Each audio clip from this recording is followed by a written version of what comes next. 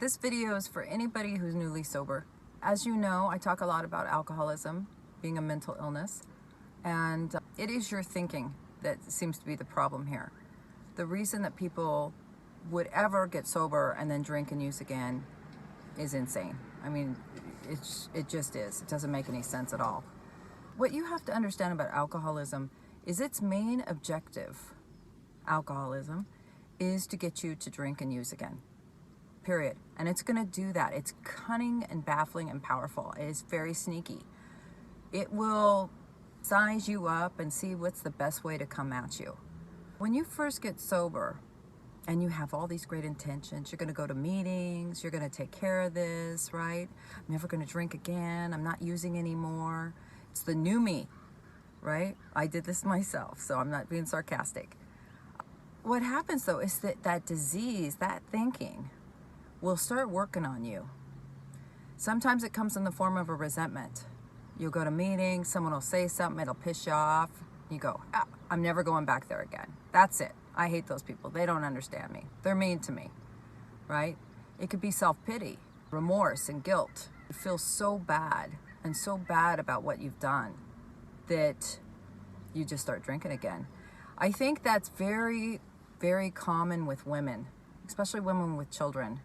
Women with children are the hardest people to get sober. It's the amount of guilt and remorse that you feel about what you've done to your family is so great that that guilt comes in and just starts beating the shit out of you, right? And you just can't afford to buy into your own thinking. Do not listen to your head. Your head will try to get you out of there. Some people will hook up with somebody in the room, meet somebody, and then it goes wrong and they don't want to go back to the room anymore. It's definitely a setup. You can see it later that you set it up. I've seen people get pissed off about the coffee and leave. Your mind is trying to get you to quit doing the things you need to do to stay sober one day at a time. That's its job. I often think about this disease like a scary movie, like Jason or Freddy Krueger. That is alcoholism. It is my mental illness. It is trying to kill me. My own thinking. It's not anybody else. It's not my mother. It's not my partner. It's not my kids. It's not my job. It's not my boss. It's not because I went to a funeral. It's not because I went to a wedding. I'm an alcoholic and I suffer from alcoholism, and that disease is trying to kill you.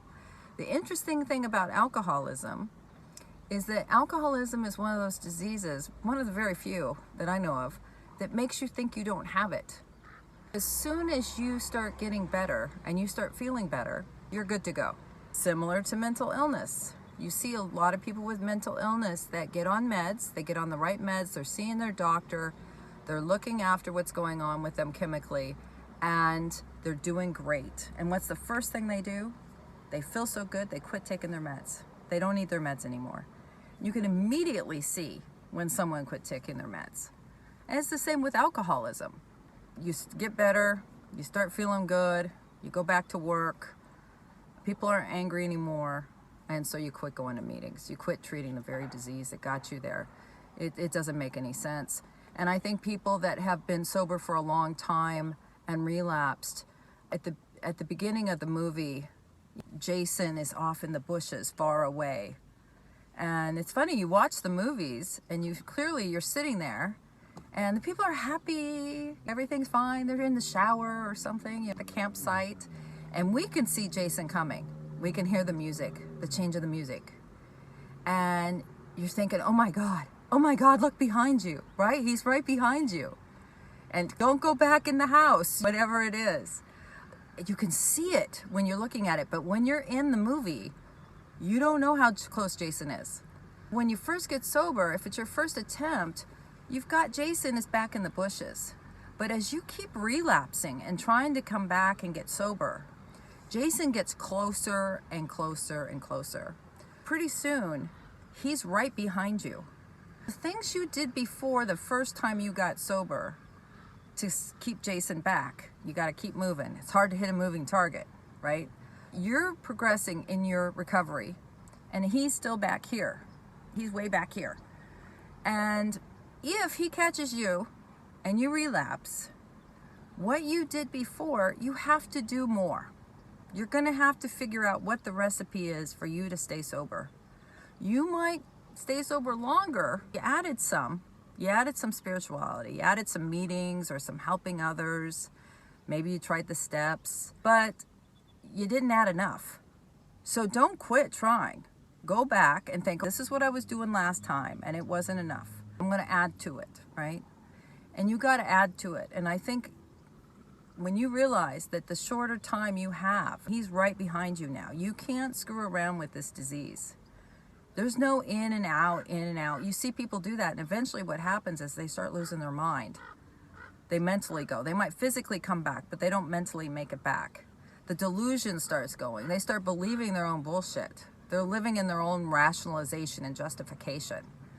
And once that happens, I mean, it's really tough. You don't want to mess around with this. It's bad enough what we do to our bodies, but to our minds, it's incredible. When you're thinking and thinking and thinking and thinking, and you're new and you've got all these ideas and plans, you got to be careful. You got to run that past someone with some sobriety, someone that knows alcoholism, your therapist, your counselor.